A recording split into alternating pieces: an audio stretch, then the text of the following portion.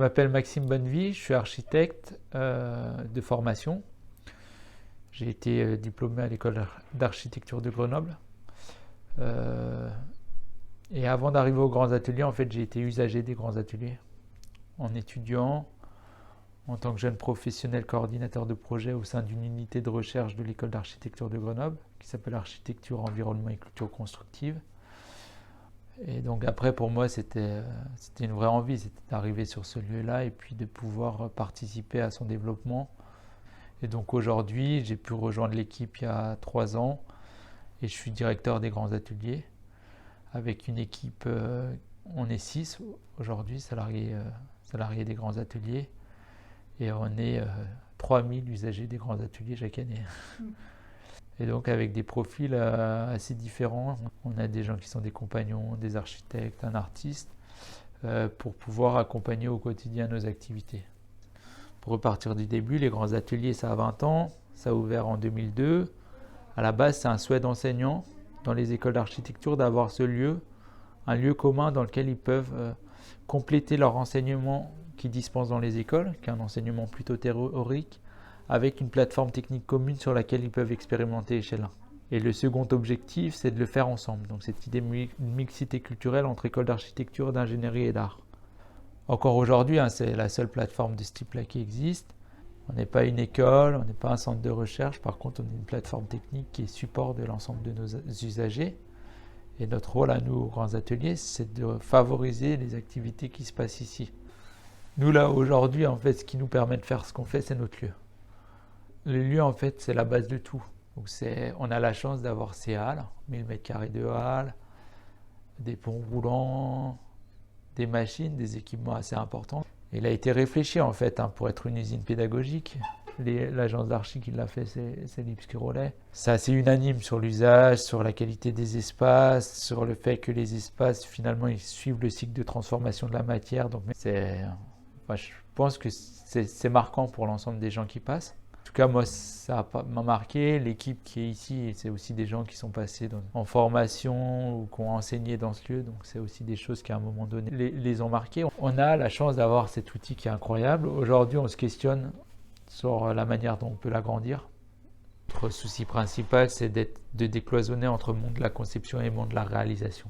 Et aujourd'hui, ce qui pêche, au-delà de tous les enjeux environnementaux dont on parle, c'est qu'aujourd'hui, il n'y a pas de lien entre le monde de la conception et le monde de la réalisation. Les gens ne savent déjà pas parler entre eux dans le monde de la conception, encore moins avec le monde de la réalisation. Du coup, ce qui est construit, entre ce qui est conçu et ce qui est construit, il y a on n'est pas dans quelque chose d'homogène, de collaboratif, mis à part quelques exceptions, mais sur le gros de ce qui sort en termes de production architecturale, on n'y est pas, quoi. Que les gens sachent comment l'autre travaille, c'est ça qui est important, c'est de savoir comment l'autre travaille, quelles sont ses temporalités, quel est le vocabulaire qu'il emploie. L'important, c'est de ne pas savoir faire à sa place. Lui, il doit savoir bien faire, nous, on doit savoir bien faire, et c'est qu'est-ce qui se passe entre les deux. Et le passage par l'expérimentation, c'est un peu c'est l'ADN du lieu. C'est pas nous qui l'avons sorti du chapeau, c'est des concepts d'experiential learning, du passage par l'expérimentation pour apprendre, qui sont hyper vertueux parce que c'est une mémoire du coup du geste. Cette mémoire du geste, moi pour l'avoir vécu, j'ai vu comme elle m'a impacté. Et on voit bien qu'aujourd'hui, même dans les écoles, il y a cette envie de repasser au faire.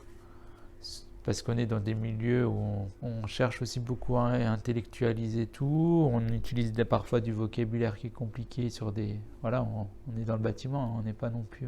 Nous, ce qu'on veut, c'est mieux construire et mieux former nos futurs constructeurs, que ce soit des architectes, des ingénieurs, des entreprises, les former ensemble et qu'in fine, ils puissent travailler ensemble, voire se regrouper pour créer des nouvelles pratiques, des pratiques collaboratives. Et quand elles sortent, nous, on est là pour les accompagner. Ou alors elles sortent et elles se font ex nihilo avec d'autres gens. Peu importe. En fait, l'important, c'est que ça génère des initiatives. Et puis nous, c'est ça qui nous anime. Et du coup, c'est comme on est support ici, sur ce lieu, sur cette plateforme, pour favoriser la formation par le biais de l'expérimentation, favoriser cette mixité entre acteurs, donc favoriser la coactivité, avoir des compagnons, avoir des architectes en formation, avoir des ingénieurs en formation, pas uniquement de gens en formation, donc faire de la formation professionnelle, notamment les formations qui se déroulent en ce moment sur les enduits, savoir-être et savoir-faire de maître. On en a d'autres tout au long de l'année. C'est accueillir des professionnels qui ont la nécessité de passer par le prototypage. On a des formations qui sont aussi à destination de fabricants de matériaux ou de TPE et de PME, de petites entreprises. Donc on a vraiment ces différents axes. On a cet axe formation qui aujourd'hui est ce qui nous anime au quotidien.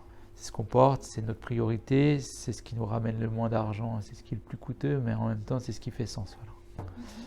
On est soutenu pour ça par le ministère de la Culture, ce qui nous permet de donner un accès privilégié aux écoles d'architecture françaises. Après on a la recherche et développement où là c'est assez nouveau pour nous. On accompagne plutôt des thésards en thèse sur des sujets de recherche, notamment liés à la réhabilitation. Et là, nous, on est aussi là du coup pour mettre ensemble des acteurs autour de la table qu'on connaît dans notre écosystème et puis réfléchir ensemble à quel format on peut monter. Et là, sur l'événement qui est en ce moment, Terre, Femmes et Savoir-faire, c'est typiquement ça. C'est à un moment donné des étudiantes du DSA Terre qui viennent nous voir, qui en parlent à Sylvie, une artisane, voilà, comment on peut remettre en avant la pratique, mettre en lumière la pratique d'artisane dans le monde de la construction, notamment sur l'architecture de terre. Et donc nous, on s'empare de ce sujet, on accompagne sur l'organisation en lien avec ce lieu pour donner une dimension aussi à cet événement avec cet enjeu de sensibilisation.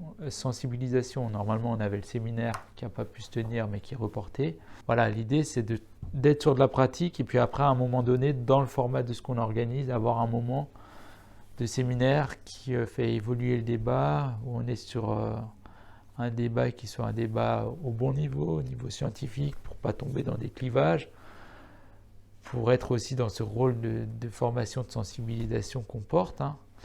On travaille toujours à donner un maximum d'outils aux gens qu'on forme pour qu'ils soient en mesure de dialoguer dans leur future pratique avec d'autres métiers, qu'ils aient aussi une appréhension de ce qu'est la matière, de ce qu'est la construction, sans en être experts.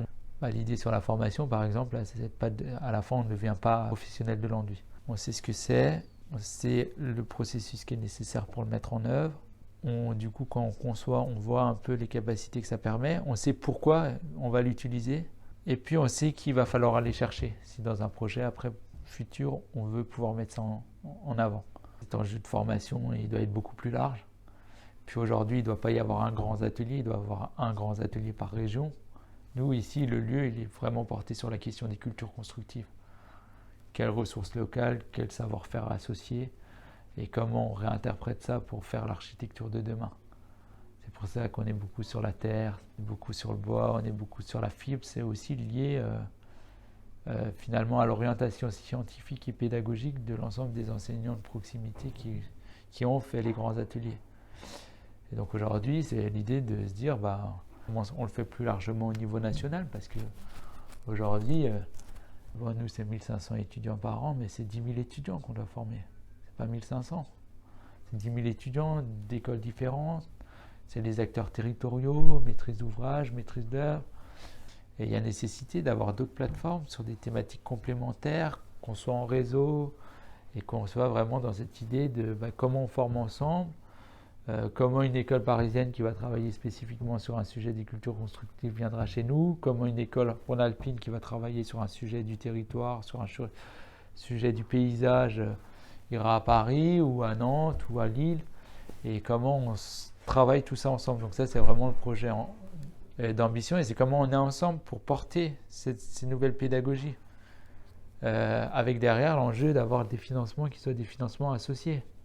Notre rêve, et c'est un rêve partagé qu'on a avec plusieurs autres enseignants, qu'on essaye de mettre en place, on essaye de faire en sorte que ce ne soit pas un rêve, c'est qu'on ait nos jeunes en formation ici, nos futurs professionnels, d'ailleurs jeunes ou moins jeunes, en formation, et qu'à un moment donné, ils se mettent ensemble pour travailler ensemble.